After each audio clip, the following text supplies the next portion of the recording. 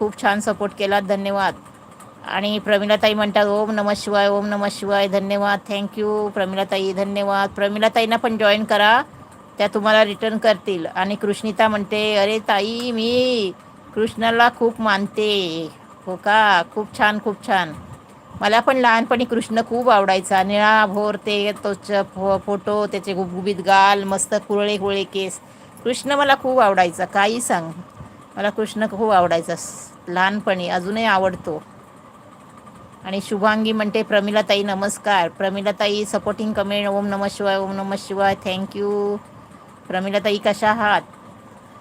आणि कृष्णिता धन्यवाद, थँक्यू.